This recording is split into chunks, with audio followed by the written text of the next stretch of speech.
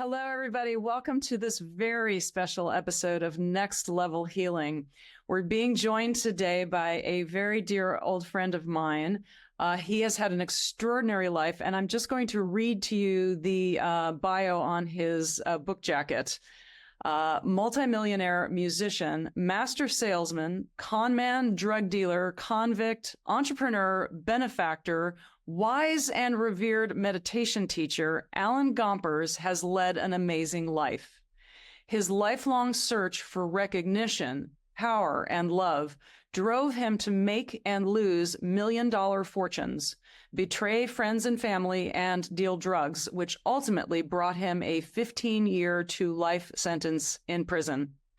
He was in maximum security prison. It was in maximum security prison that he finally found deep within himself what he had been seeking all of his life, the true meaning of freedom. Welcome, Alan. It's so good to be with you. It's great to be back with you again. It seems like old times. We've done this so many times in the past, and it's great to reconnect with you, my dear. I know. I'm holding up your book here, Maximum Security, which of course is a wonderful play on words. And I've got my my blue Post-its sticking out all over the place. But you had assigned it to me, Alan, back in April of 2010. Okay. And the inscription is, "There's so much freedom within. Love and blessings, Alan." And it's maximum security, the true meaning of freedom. Yeah. It's a play on words, actually. Yeah. Mm-hmm. So I really enjoyed going through your book again. And I mean, it's just, I'd love to share with our audience because there's so many teachings in what you went through.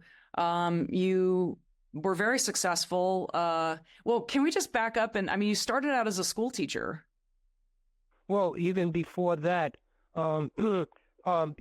maybe I can take you on that trip back down memory lane a little bit. Please do. Okay. My first recollection was when I was about 11 or 12 years old. My parents had left the house and left me alone, and I wound up, wandering around the house, and I found my mother's desk drawer, which she kept all kinds of stuff in it, and it just led my curiosity to open it up, even though I shouldn't have, but I did. And as I opened it up, I found inside a whole stack of pictures. And there was one on the top, a black and white photograph. It was of a young boy about 4 or 5 years old. He had his hands in his pockets, his shoulders were all slumped over, and his face was all contracted into the saddest, loneliest expression I think I'd ever seen before. And as I stood looking at the picture, I felt tears welled up in my eyes, because I recognized that the photograph was me. And in that moment, a wave of fear exploded inside me, because I knew that the expression on the little boy's face that radiated the loneliness and fear, which I had been experiencing my whole young life up until that moment in time. And I never really realized it. Wow. The amazing part of that, it was my first conscious moment. And it scared me to death to think that I might continue to live the rest of my life with those insidious feelings that were reflected in the face of the little boy in that picture. So powerful. Yeah, but in that conscious moment, Tara, I recognized that all the pain I had experienced for so long had sparked a desire in me to find a way out of the unhappiness and despair. And I learned very quickly that fear was a very powerful driving force. And as a young boy growing up on the streets of the Bronx, it was all about your friends fitting in, being accepted. It wasn't about how smart or good-looking you were, or even how much money your parents had. It was all about how good an athlete you were, and the game was basketball. You were respected and accepted by your peers by how good you were. And every day after school, and all day on the weekends we played ball. I tried so hard to win, be great. And the thing that happened was winning became like a drug. When I competed, I forgot everything. All the pain, all the suffering, all the loneliness just disappeared into the moment, into what the athletes today call the zone. And I felt a sense of happiness and freedom that I never experienced before in my life. Now here's the thing. At the end of the day, the game would end, and I would head back home, and all the loneliness and the fear and the despair would come back again. I would crawl into my bed, pull the covers over my head, and cry myself to sleep every night. Hey guys, studies are showing that 68% of people that watch podcasts regularly don't click the subscribe button. Do me a huge favor. If you like this content, click subscribe so other people know where to go for the cool stuff. Thank you. Alan, Go ahead. when I talk to you, I'm so grateful we're finally having this interview, because I know people listening to this can relate to those feelings. And as we go through your entire life story, I have had so many conversations with you over the years where I thought to myself, I wish 10,000 people could have heard that conversation. So please continue. And I'm so grateful for all the ground that you're covering here. Yeah. And I cover it all in my book, in depth. But, one of the things that really triggered all of these experiences that I was having is I saw a movie, was called The Glenn Miller Story. He was this famous band leader back in the day in the 40s. And the thing that was unique about him was that in his own way, he was searching for the same experience of getting free as I was. And I related to it, and he went about it through his orchestra, and he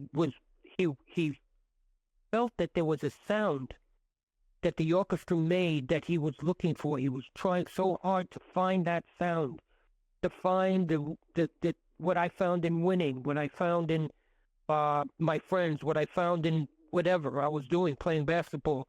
It was one day one of the musicians, when he brought the saxophone up into his lip, he actually banged it into his lip and cut his lip, and he couldn't play.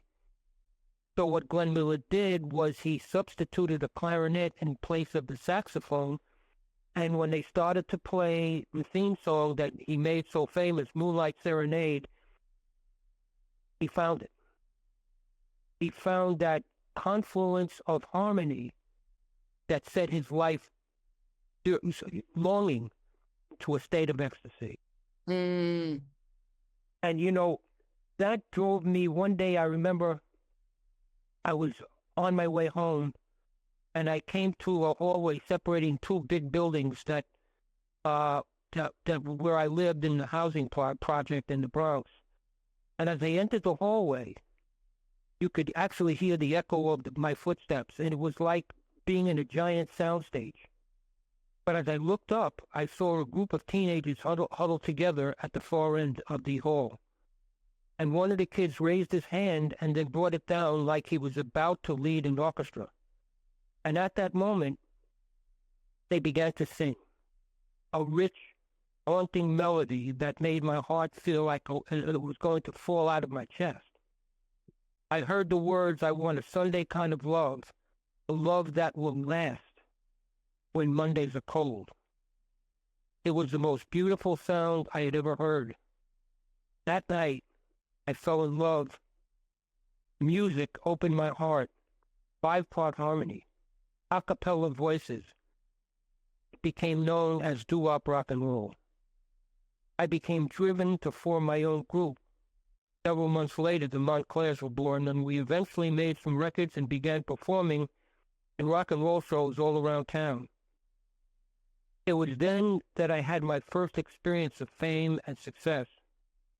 The sound of the audience wildly applauding us once again brought me to that experience of ecstasy, that I had found in other things throughout my early life.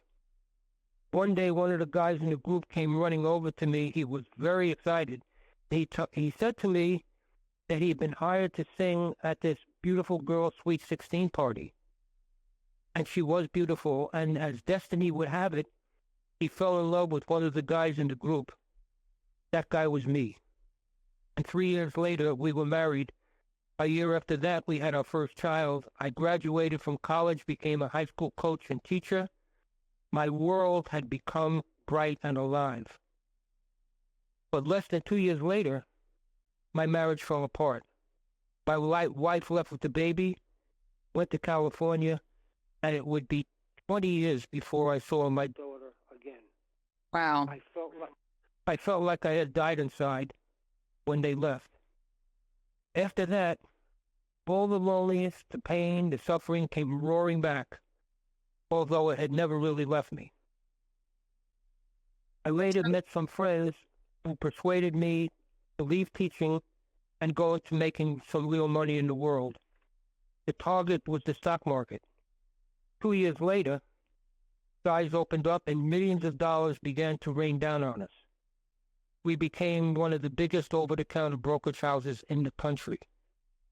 From there, we made even more money in real estate, and later on, I opened up a restaurant and eventually became a professional boxing promoter. It seemed that everything I touched became an instant success. But it was at the height of all the material fortune that I had amassed that I felt closer to suicide than I could have ever imagined. All my life, every hope, every dream, every fantasy I ever had always came true for me. But underlying all that success were those feelings of loneliness and fear, and they continued to grow inside me relentlessly as I got older. And that's important. That's an important point, because people think that, oh my goodness, I would feel better if I just accomplished X, Y, or Z. And your book very clearly points out that even though you had all the trappings of success inside, you were still miserable. And getting worse. It was like the longer I sustained the need for things in the material world, no matter how much I got, I continued to run out of options. And eventually, Tara, it led me to drugs.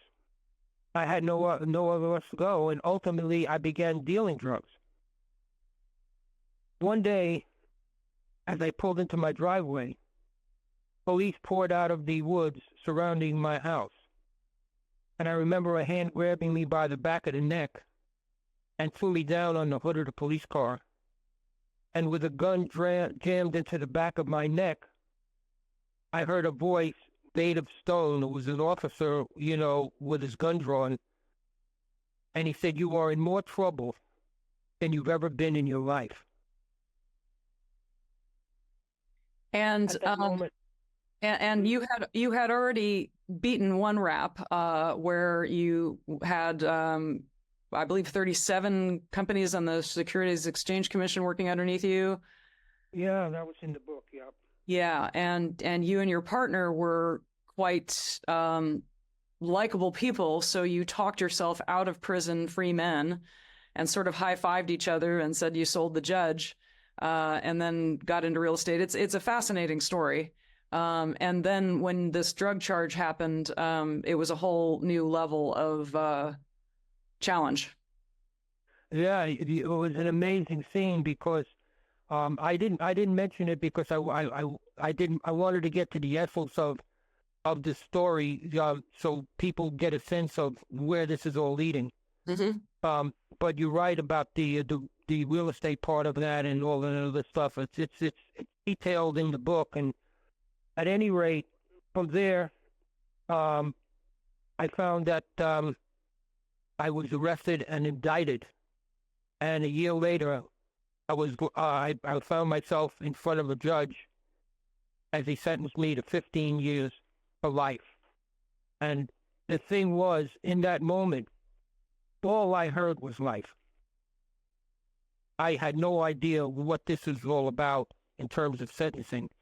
But when I heard life, I just felt that the rest of my life was going to wind up being behind bars, and everything in my life was going to be taken from me. And you're dealing with it and overcoming that fear. And I think a lot of people can relate to this because fear drives so much of us at so many points in our life. I mean, it is the thing, isn't it, that most of us are struggling with? Well, yeah, but the thing that I learned later on in terms of my experience, when I start to talk about meditation a little bit, was that the universe is one energy, and that fear is the other side of love. Like if we could picture a flower at night, the petals close up. In the morning, when the sun comes out, the petals open up, and the fragrance, as a metaphor for love, begins to be able to leave and disseminate into the around, and we can actually smell the beautiful fragrance of the flower. But we can't do it when the petals are closed. And fear acts in the same way in our bodies. When we're afraid, there's a contraction, and it closes our heart. And the heart is where the love, the joy, the wisdom, the truth, the feelings of greatness lies within us. When fear is present, we can't experience it, yet it's always there. So let us know what's happened next after you heard the 15 years to life. Okay. I was sent to a maximum security prison in upstate New York for dealing drugs of 15 for life. When I first arrived, I found myself out in the prison yard. There was over 2,000 inmates out there, most of them lifers. I was scared to death, a horror behind anything I had ever experienced before. But what I did is I moved to the furthest part of the yard, the compound, and then sat down against one of the buildings facing the wall of the prison, the gun towers above it. And I became aware in that moment, above the wall, rising from the wall, were these beautiful green mountains. And in that moment, my eyes closed, my legs crossed, and I fell into what I ultimately learned was a deep state of meditation.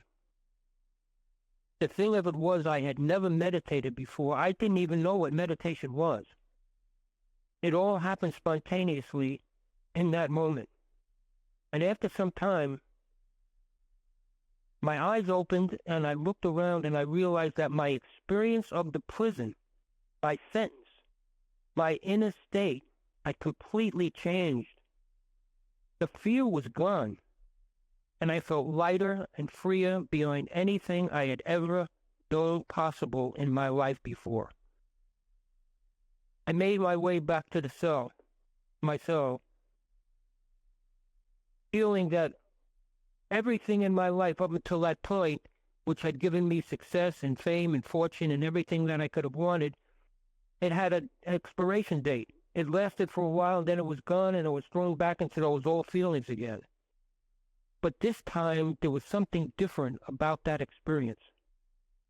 And when I got back to my cell, one of the inmates on the cell block I was in, 32 lifers all in the same block, walked over to me and handed me a book with a picture of an Indian meditation master by the name of Swami Muktananda on the cover. And he said, as I opened the book, and he said to me, "I saw you out in the yard." The inmate said to me, "I know what you were doing. Check this out." And as I began to read, the words had a magic and a power unlike anything I had ever read before in my life. As I continued reading, I came to a place where Muktananda said, "Meditate every day in the same place, wearing the same set of clothes. And the world will recognize that, and you will fall into a state of meditation very easily." And as I read the book, and I continued to read, I came to a place where he said, and this is so profound that it changed my life. He said, the world and everything in it has no power over you. You have to choose to be lonely. You have to choose to be unhappy. You have to choose to be afraid. Nothing or no one is doing anything to you. Everything that happens to you is a result of your own past actions. You are the creator. Now, as I read those words, Tara, early in the day, I would have taken that book and thrown it into the garbage can. Well, how could anyone ever say that I chose to be in this terrifying situation, that I had chose all the pain and suffering in my life? But then I remembered the meditation experience I had in the yard. And I realized that all the outer circumstances in my life that had always terrified me were all still there. A life sentence, my wife panicking and wound up with another man, the prison walls, the gun towers, and the list went on and on. Yet when I came out of meditation, I was feeling more content and peace than I ever had before in my life. And in that moment, I realized that what Bhaktivinoda was saying was the absolute truth. Even in the midst of all the things that I truly believed were the cause of my pain and fear, I was feeling freer than I ever could have imagined. I would say, I want to correct that. I wasn't feeling, I was experiencing more freedom than I ever could have imagined. It was true. I knew it was true. Nothing in the world had any power over us. I had always been unconsciously giving it away. And then Muktananda went on to say, and he was talking to the whole world, "Oh man, wake up. You have been sleeping too long. You have been searching out in the world all your life for happiness, death, peace. But all you have found as you grew older was loneliness, frustration, and fear." And then he said, so how could you find anything lasting, any happiness, in a place that was impermanent and constantly changing?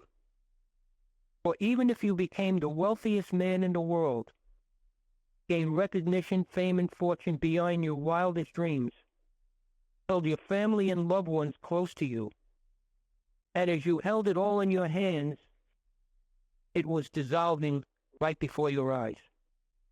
For even your body and your very life will one day be taken from you. And in the end, the world will betray you. But then he went on to say, but there is a place deep inside you that is never lonely, that is never unhappy, never sick, knows no fear, and is forever eternal. Now, all my life, I had heard the stories about life and death and the immortal soul, but I always thought they were fairy tales, nonsense, and not real. But when Muktananda said our true self never dies, that it lives on after the body departs, I knew deep inside, for the first time in my life, it was all true. Finally, he went on to say that to attain that inner state, liberation, we needed to meditate every day in the same place, wearing the same clothes. The meditation energy, what he called the Shakti, will build up. So it's another word for the Holy Spirit, by the way, will build up and help you to continue going deeper. From that day on, I went back to the same place where I received my spiritual awakening, out in the prison yard, for an hour or two every day, whether it rained, or snowed, was freezing cold, or extremely hot. And my life continued to get better and better. I had reached a place where if I never got out of prison again, I was fine with it. I no longer felt I was in prison. I was experiencing a place that felt like I was home, and that home was inside me. Beautiful. And Alan, I know your continued behavior really had an effect on the prison. You want to tell our listeners how you connected with the other inmates and what your impact was on the prison? Uh, yeah, it's interesting you brought that up. Uh, what happened was, Oh, and I want to pause for a second because you did sort of slide over some of that initial happenings that occurred in prison. I mean, when your first day in prison, I believe you're the man in the cell next to you hung himself and committed suicide. right. And there were often the noise. That was in. Go ahead. I'm sorry. The noises that occur in prison are just very hell-like. I mean, you described it as Dante's Inferno. And one night, you heard a commotion, and the goon squad comes in, and I think that's how you termed it. And they took out a guy that had been stabbed multiple times, and there was no hope for him. He died before he ever reached any medical help. But this was a very, very, very scary place. In fact, one of the scenes, I think he called him the Iron Man, came in and Right. basically announced that he was going to take you under his wing, and that would be in exchange for you being his creature comforts. You talk about Shakti and the energy, and as luck and fate and Shakti and the quantum field had it, you ended up befriending an old friend immediately after that, and that person took you under his wing and made sure that you had the right connections. And so it's all very interesting how this all played out for you. And one thing that you have said to me over the years, which took me a very, very long time to wrap my head around, was that the universe was benevolent. Mm-hmm. Exactly. So in your book, after you described having this experience in prison, you very eloquently pointed out that the universe had to bring you to this place because you weren't paying attention any other way. Exactly. How many times in our life has frustration or pain got us to move? If it wasn't for what we call the so-called negativities, we're stuck in the place where we are. We never learn to find freedom because we are believing where we are is fine. I remember when I was life coaching, I had this one woman who came, for a consultation. She must have weighed 350 pounds. She was shorter than me. She maybe 5 feet tall. She was enormous. She was, just outrageously overweight. And as I was speaking to her about, possibly changing her lifestyle and her diet and, and what have you, she said to me, "I'm not interested in changing. I am fine who I am and where I am. I just want a few tips that, they help me to feel better, but I'm not changing. I'm happy with my body and the way it looks and who I am." So at that point in time, she left, and about 6 months later, she came back again, and she said, I'm really not feeling well. Is there anything that I can do? And then she was a little more open, so I could give her some, ideas about what to do. And she went on, she changed her diet, she changed her lifestyle, got into meditation, and she began to lose weight. About a year later, she was 240 pounds. And she said to me, I never believed I could feel this good. Mm. It wasn't until I started to suffer that I started to make the changes in my life to help me to feel better. And it was such an important mantra that the universe is benevolent. And it's trying, the symptoms that we call disease, the symptoms that we get that make us unhappy, they're all designed to get us to move, to adopt a different way in which we approach our own lives. And when we do, we move to a better place because we start to feel better. And that becomes the inspiration to continue. Without that, we just continue to punish ourselves in suffering and pain. So the universe is benevolent because everything that's happening is because of that ultimate, energy that we call God or love or wisdom or joy or whatever. And there's a beautiful line, Tara, that says, how can you ask for help when there's only you?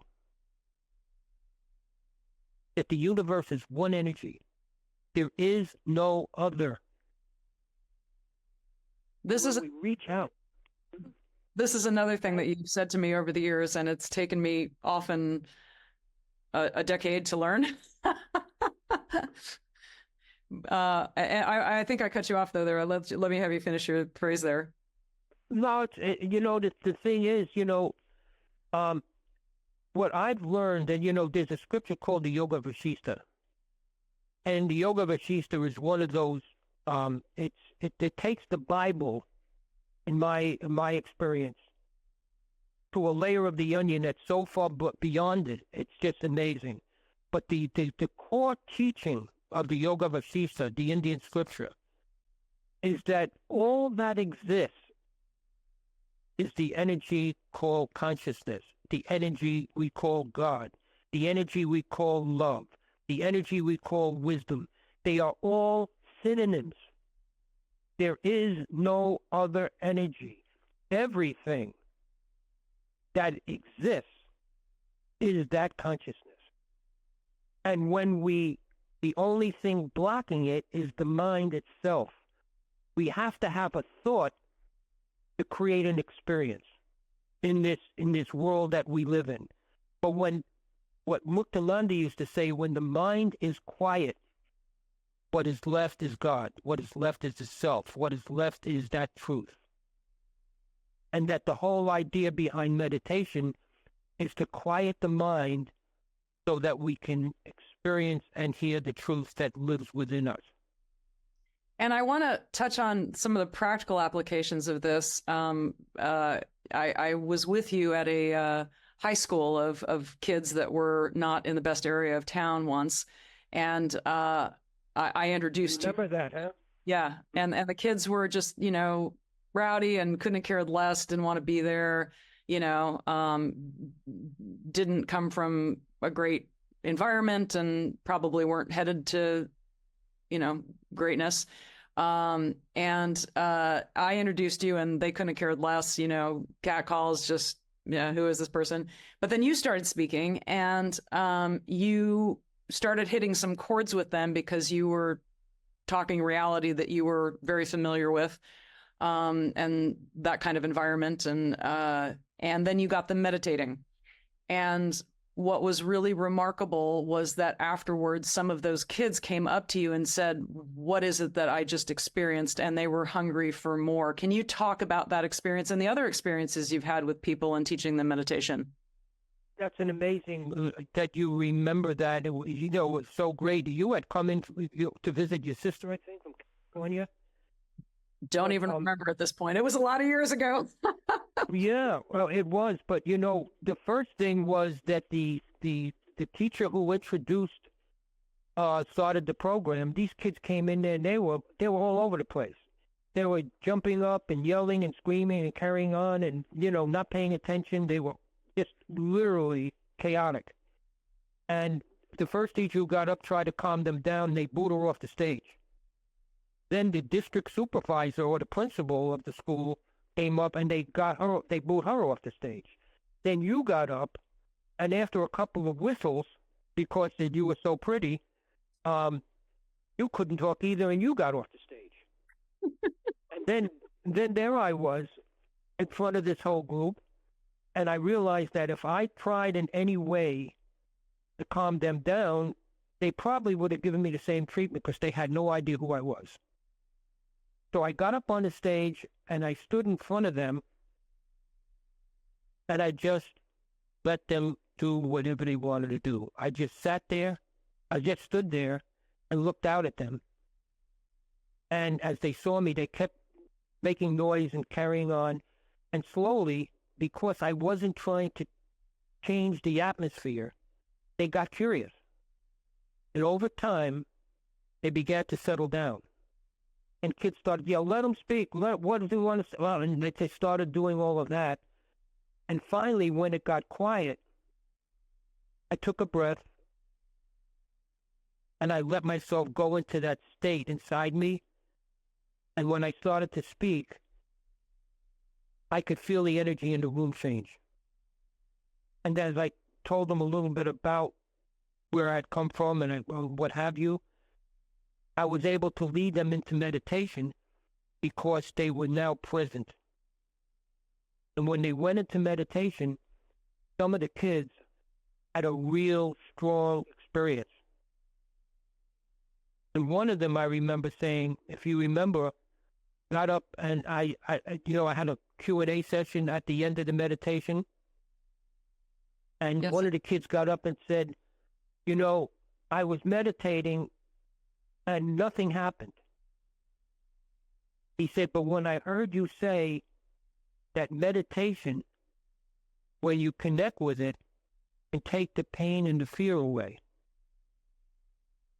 And when you said that in my meditation, I actually felt myself becoming more relaxed because I had walked into the auditorium that day. The night before I was drinking, I'm an alcoholic. I've been drinking for years. And I came into the hall that day and I was drunk. But when I came out of meditation, I wasn't drunk anymore. Wow. Wow. And that experience was, for the kids who were listening to him talk, it changed the whole energy of the room. And that's, as you said, Tara, some of the kids started to come up at the end and they were asking me questions and stuff like that. But that one experience transformed the whole room. And I think that when we listen, when we don't try to change people, when we try to accept things as they are in the moment, and we just stay in our heart, that energy comes through us, and it affects people around us. So after that time, I wanted to come into maximum security prison to your classes where you helped transform prisoners so that they could have something better than the prison experience to look forward to and to be nourished by. And you ended up receiving the PASS Award, which is a well-known award for helping prevent recidivism, which is people going back into prison. Fortunately or unfortunately, there was an attempted prison break. I had to fill out 7 pages of dense questions just to be able to go and get permission to go into Sing Sing. And then a week before I was supposed to jump on an airplane and come do that, there was an attempted prison break. And the only person who could have overridden that order to have the prison shut down to everybody knew was the warden, and he was on vacation. So that didn't end up happening. But give us a peek at what it's like. I mean, I had that brief experience with you with that auditorium of wayward kids. But you've gone into very, very sketchy environments, very, very, challenging environments, and made a huge difference. Can you give us a peek about what that's like? Well, first of all, Tara, that school that I went to was a public school in upstate New York. They weren't delinquents, or they were just kids, and a lot of them were all over the place. But basically, you know, you walk into a classroom, if you're a substitute teacher, the kids go wild. They have no discipline or whatever. So there were 250 kids in the auditorium that day, and they were just ruled and rowdy. But you know, being in a situation where when you talk about Sing Sing, that scene, you know, I was in a cell block that when I was sent upstate to a different maximum security prison, I was in a cell block that when I left, it was a day or two before, that the prison rioted because they wanted better food, they wanted more whatever. And they took over the block that I was in, and they took hostages. They took some of the volunteers who came in, and they took some of the correction officers, and they held them as hostages. And it lasted, well, I think 15 days. It was one of the largest prison riots in prison history. And this was right before you were released? No, no, not released. That was in the early stages of my confinement. Gotcha. When they transferred me to a more secure maximum security prison, I was in Sing Sing, and they sent me upstate to a more secure maximum security prison. And Sing Sing, which in those days was a maximum security, but it was not a long-term facility. So the guys who were there, who were serving long sentences, they rioted because they felt they had nothing to lose, and they took on the hostages, and they locked themselves into the cell block, and the whole prison shut down. The National Guard was called in, and for 15 days there was a standoff. And finally, the warden, with a touch of humanity, he asked if somebody would come out and speak to him and see if they could make some changes and benefit the inmates in some level without punishing anybody. So the whole thing ended in a peaceful way, but it could have been really bad. It wasn't like Attica where people actually died, where they killed, you know, prisoners and what have you. Anyway, being in prison, 90% of it is what you think through. And if you present yourself in a negative way, you're going to buy yourself a problem. But if you know how to carry yourself without fear, is what happened later on after meditation. When the fear went away, everything in the prison lightened up. And I started to be able to make friends. The inmates treated me differently. Guards treated me differently. The warden became a promoter for me to get executive clemency later on, which was what happened.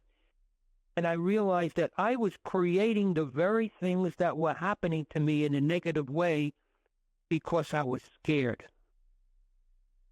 And meditation took the fear away. And I realized that I was creating it all by my mind that had run away. Your book does a fabulous job of sharing that. Maximum Security, The True Meaning of Freedom. I'm holding up the book cover for those who have video here.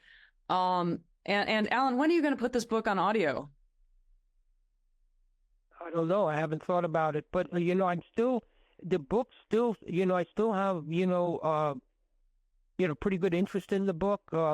It's on it's on Amazon and all these other places. But by word of mouth, when people read it, they talk about it. You know, I have one other guy who just joined I teach a meditation, we call a sadhana circle. It's a kind of it's kind of a group that gets together once a month. And the guy, one of the new guys came in, and he heard about my book, and he read the book. He loved it, and he gave it to his mother, and his mother gave it to 10 other people. Fabulous. And, you know, that's the way it gains momentum. But I don't promote it because Yeah, I just let it happen on its own, and it seems to still be going on. This is since 2004. The book was published, and I have some people that are still interested in making a movie out of it, although I've never really gotten to that place. But It would be a great movie with the right production people because it's a very spiritual story, although it's incredibly visual as well. I mean, you were not the Wolf of Wall Street, but you were somebody sort of like him, and you had all these other avenues that are just so fascinating, and it's very visual. But there's also this massive spiritual component. So whoever were to produce it would need to have those spiritual insights. yeah, and the book itself, uh, it has that quality to it. And I don't know if you remember the name Sid Ganis. Does that ring a bell to Oh, you? I know it very well because I was in the entertainment business for a while, and yes, he was head of Yeah, association, I believe. yeah, he was. Yeah, he was the president of the motion picture industry. Mhm. And well, I'm talking to this choir now, but at any rate, uh, uh, one of the guys who read the book was friends with Sid Ganis. And he gave Sid a copy of my book. This is going back years ago. And he read the book, and he gave his telephone number to that friend of mine, and he called me and said, "Alan, you got to get a hold of Sid Ganis because he got the book, and he really wants to talk to you." So I made the call. He gets on the phone, and this guy was hard to get in touch with because he was, a big time character. Anyway, he gets on the phone. He goes, "Alan Gompers, that book was amazing." He said, I have one problem." He said, "The first half of your book, I can relate to all of that. It was powerful, and it was interesting, and it was great, a great motion picture in the making." He said, "But the second half, where you're out in the prison yard meditating, I have no idea. I'm not spiritual. I have no idea how to put that on the screen." Uh-huh. So, But the right person knows exactly how to do that. And exactly. I can still see it being a fabulous movie. I'm looking forward to that. Well, you recounted a lot of what was in the book. You brought back some of the things that I remember about it also. But Well, there was this amazing moment also where you were leaving the prison and the guard there was, well, first of all, when you went into the prison, they basically said, "Look, you're nobody now. You are, this serial number, and that's your new name. And, you're dead to the state of New York. Get used to it." But as you were leaving, there was this story of one of the guards baiting the guys as they were leaving, and one of the guys took the bait. Tell us about that story because he ended up not being freed that day.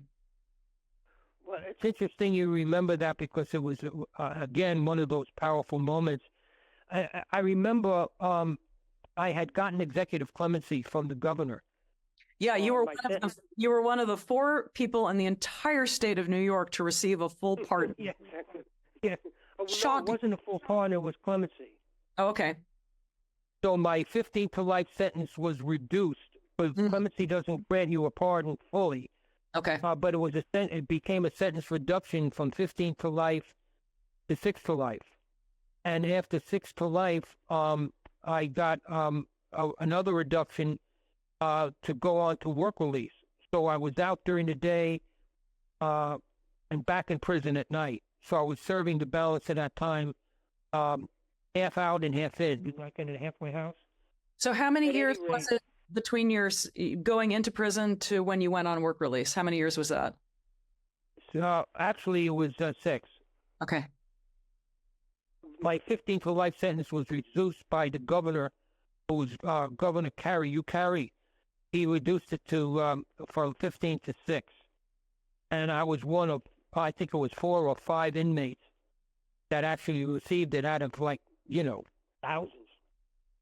And I believe you have a letter from the warden. Tell us the reason why you were one of the 4 people that got clemency that year.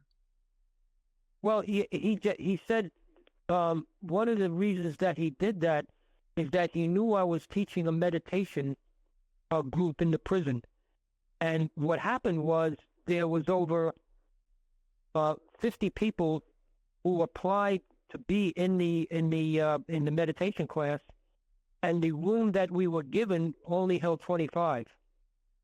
So there was an overflow of people signing up all the time because they heard so much about it in a good way. And the warden got notice of it, and he came by one day, and he was blown away also.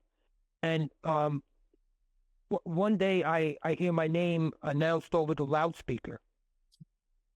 And Usually not a good thing in prison, I'm guessing. No, the first thing I said, well, what the heck did I do now? You know?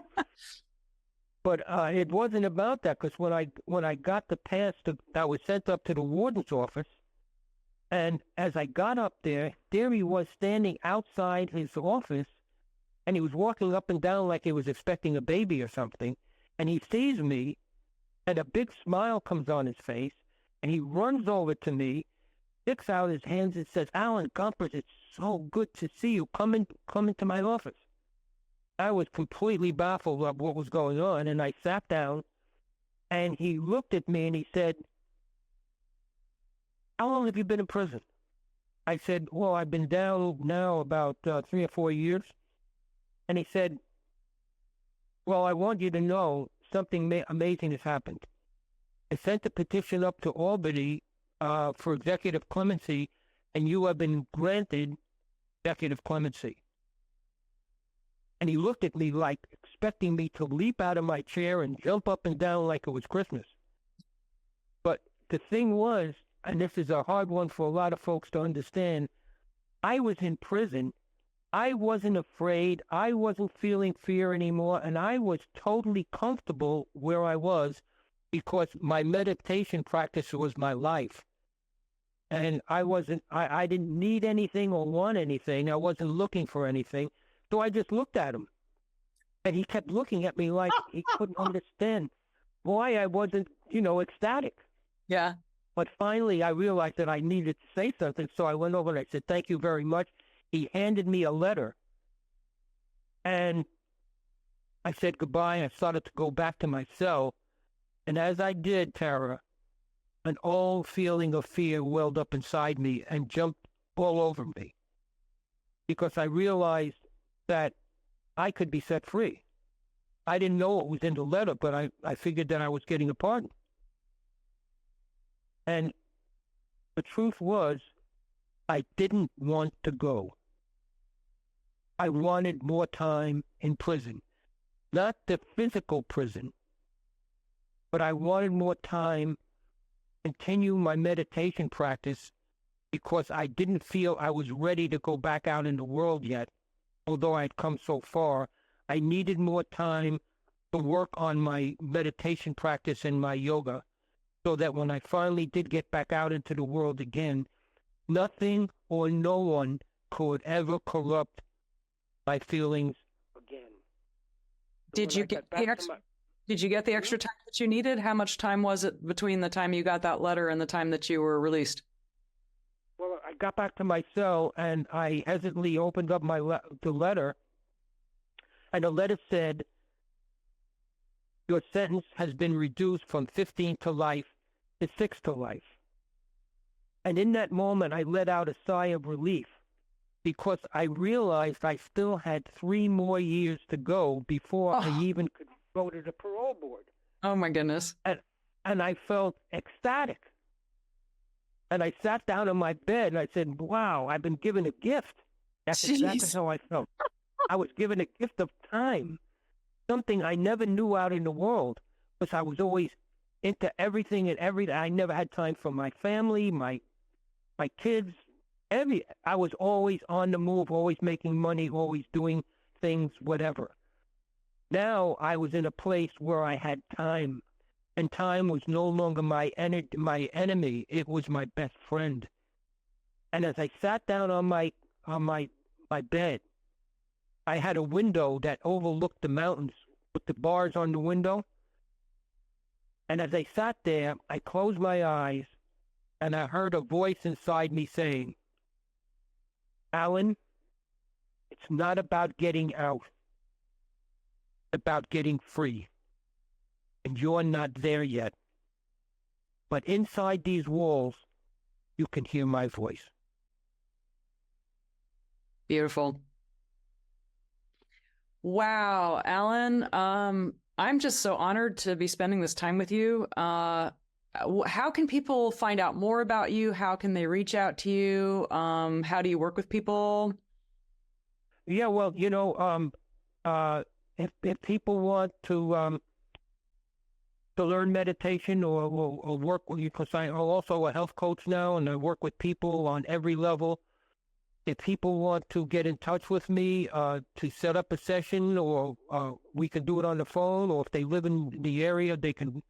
I do it out of my house, but my book is for sale. They can jump on that, but can I give them my phone number or my Absolutely. However you want people to reach you, we'll also put them in the show notes. But for people that are just listening and want to write it down, go ahead and give them the information.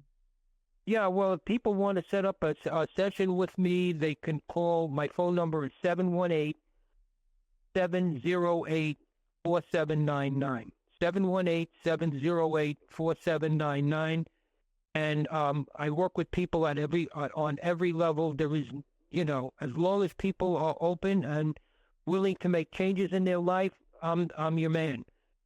The email address is Alan Gomp, ALAN, G as in George, O, M as in Mary, P as in Peter, 1, Alan Gomp 1, protonmail, PROTONMAIL.com, at proton.me. Alan Gomp 1, protonmail.com, at proton.me. Alan, is there a website people can reach you at? Yeah, alangompers.com. So ALANGOMPERS.com. Yeah, and they have all kinds of testimonies and interviews, and I think there's one of you on there too. I'm not surprised. As I got to know you and people who knew you, I was astounded at the number of lives that you have shifted and changed. And if you were to estimate how many inmates have not gone back to prison because of the meditation that they were lucky enough to learn while they were in prison with you, or when you went back into prisons and volunteered your time, could you estimate a number? Oh, it's I without my ego getting in the way, there's literally been thousands and thousands. I've been doing this since I got out in 1991. I got off parole.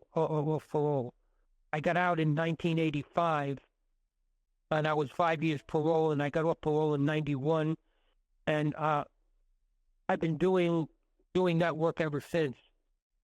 So, and I go into prison. I started going to prisons all over the country in Canada, prisons, meditation centers, detention centers, wherever life took me. And I was on book tour for about 10 years too, and sold thousands of books and speaking engagements. It's been just a wonderful, Tara. The greatest thing that ever happened to me was I got busted. And that is a huge takeaway, and I am so grateful that you're telling your story, because it's so amazing that when something horrible happens to us, when we get on the other side of it, it just seems, like you said, the universe is benevolent. There's a reason for it, and when we get to the other side of it and we go, oh, okay, now I understand why that happened. It's just such a common story. Well, it's more than happening. It's an actual experience. I'll just give you this last little tidbit. I was when I was a kid, I was in the days when I was doing rock and roll shows and doo-wop and all of that. I loved the music because it took me to the heart, took me to that place. The Glenn Miller search, the playing basketball and getting high, doing drugs and getting high, all of that was centered around getting in touch with that place inside that was free and happy and joyous and had no pain. And I remember I would go to sleep, I had this clock radio, And at night, I would set it to this station where I loved the music to listen to, and it would put me to sleep. And in those days, rock and roll by your parents or by the community was noise, was caused juvenile delinquency, was a problem. And my father came in one day and he said to me, Alan, would you shut off that radio? I'm tired of hearing that noise. So I turned the dial when he left, and I found another station that played a different kind of music, but it was mellow and beautiful and sweet, and it took me to that same place again. And that what I came to realize is that even though I was tuned into one station, which was my mind, there was a station that was always playing, but I wasn't tuned into it. Mm. And when I turned the dial, when I meditated, I was turning the dial. And I turned the dial, and it tuned me into that part of me, which we call the inner self, which we call God, we call the truth, whatever. And it was always there. And every time that I connected to it, happiness and joy would bubble up inside, until I realized that I couldn't find it out in the world. I couldn't get it from anyone or anything, because I had it within me, and that was the only place it existed. And it existed in everything and everyone at the deepest level of being. That's another truth I remember you saying to me, Alan. I remember you saying to me, you said, Tara, if your happiness is dependent on your cat, your boyfriend, your work, whatever, you are destined to be unhappy. That's right. And that's what duality is. It's focusing on everything but the self, everything but that inner experience.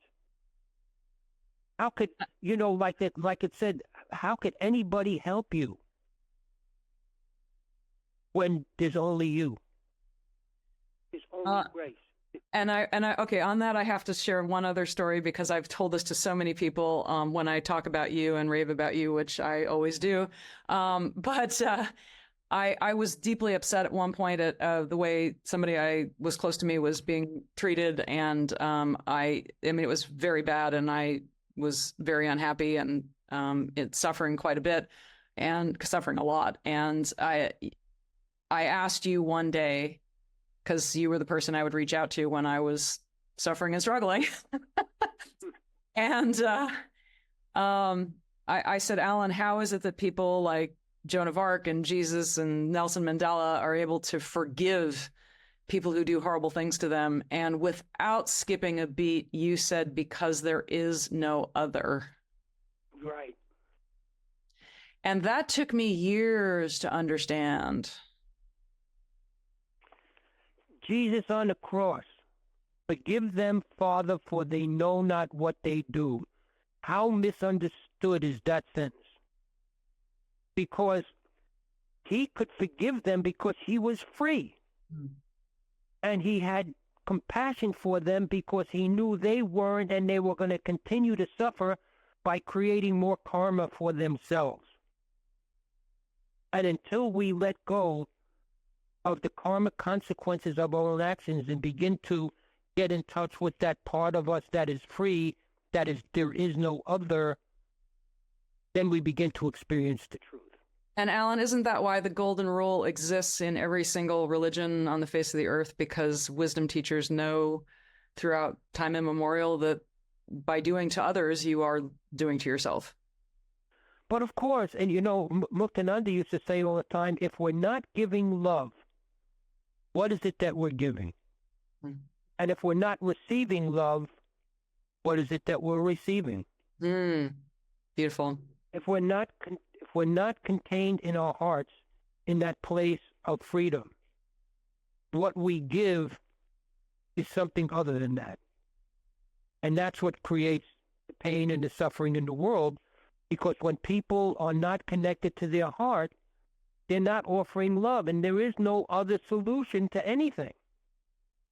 What other feeling is there other than love that's going to create a sense of freedom inside of us. Anger, blame, vengeance, violence, shame, guilt.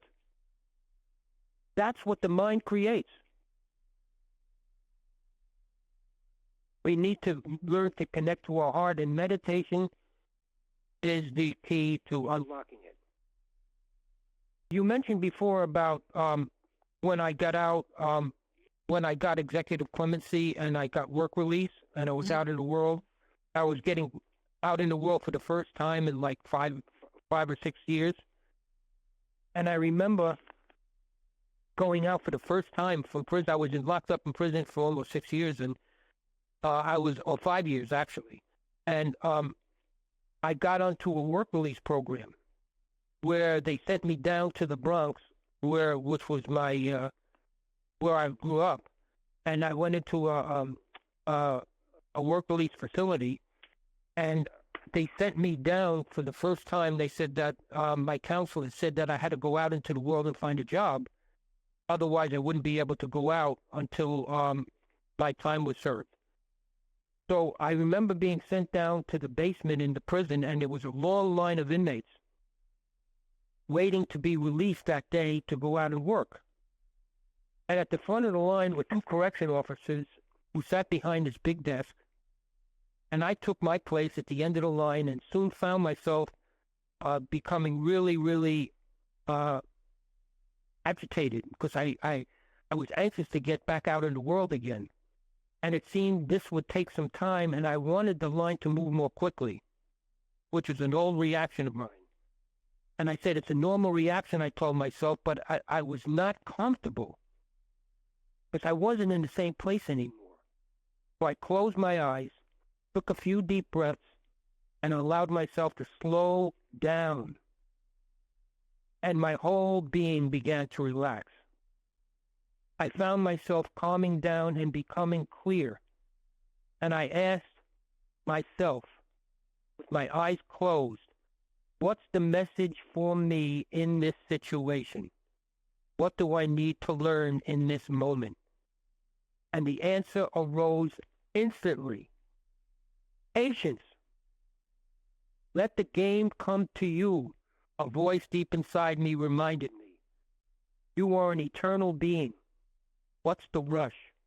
Where are you going? Enjoy the play. With that insight, the edginess and tension began to dissolve, and I was able to let go in that moment.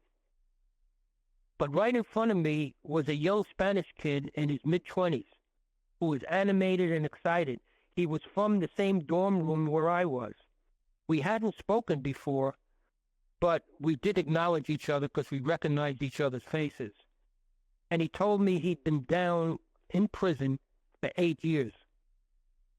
He hadn't seen the streets since he was 17.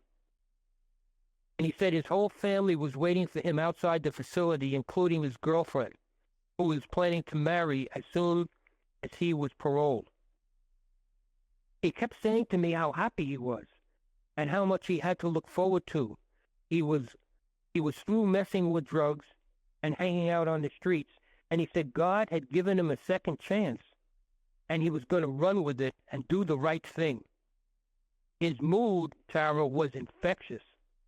It took us almost a half an hour to get to the head of the line, and when his turn came, this young kid reached out and shook my hand, and he said with a big smile on his face, he said, well, wish me luck, here I go. His face was radiating an enormous smile.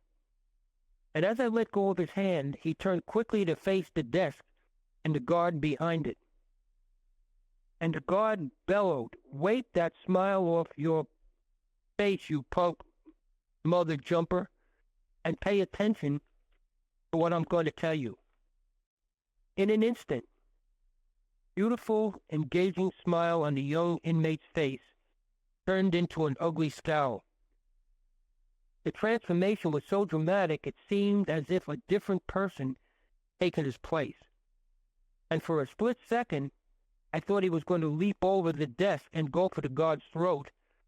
But instead, he began a barrage of curses that brought the room to total silence. The guard pointed his finger in the kid's face and warned him that he was treading on dangerous ground.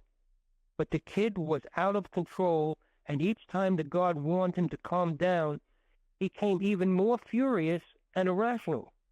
And within seconds, a half a dozen guards appeared and grabbed him from behind. But nothing could stop him.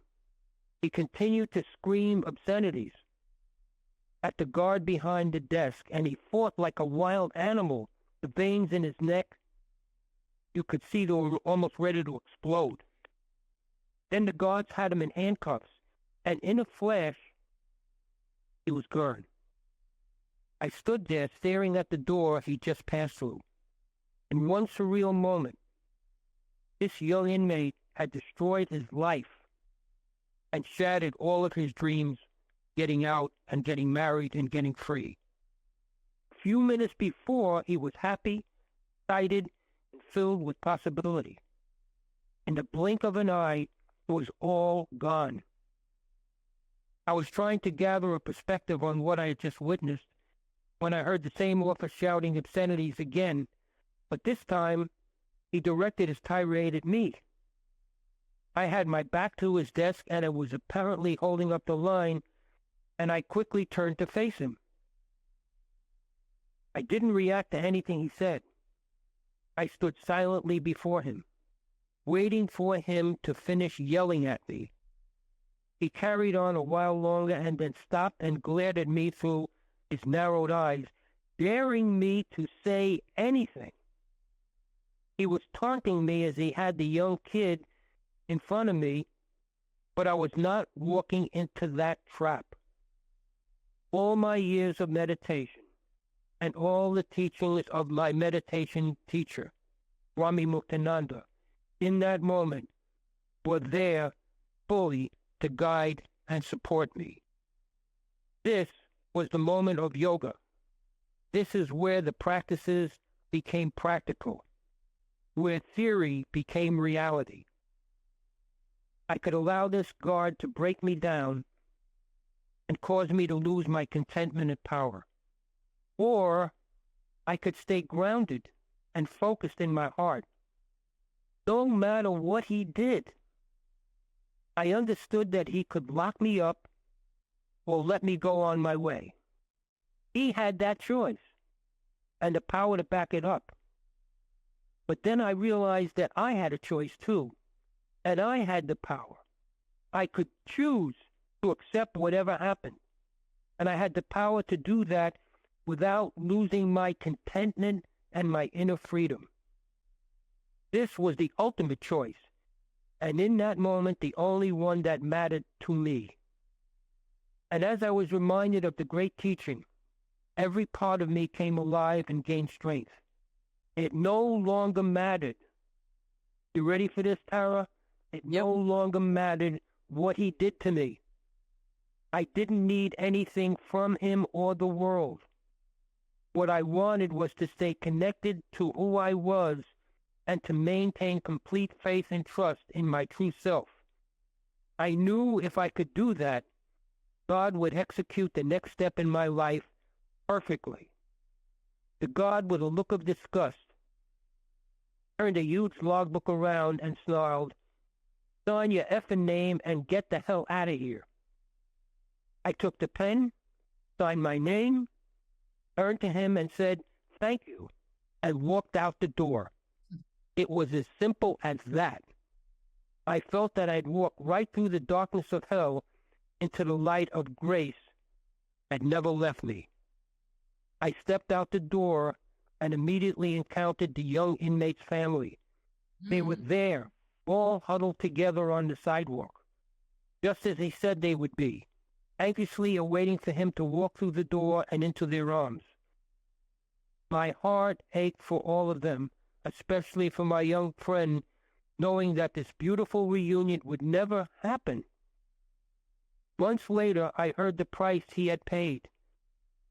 He was taken from that place, locked up the same day, then shipped back upstate a week later. His release was revoked. At his parole hearing a few months later, the parole board gave him 2 more years on top of his original sentence. A year before, that could have been me. I might have blown my chance too. Thanks to my meditation practice and the grace of my meditation teacher, I didn't. Under the same set of circumstances, I had made it back to the world, free again. My destiny unfolding with each step. Once again, my body was free, but more important, I was free. I was living in the experience of freedom. Incredible story, Alan.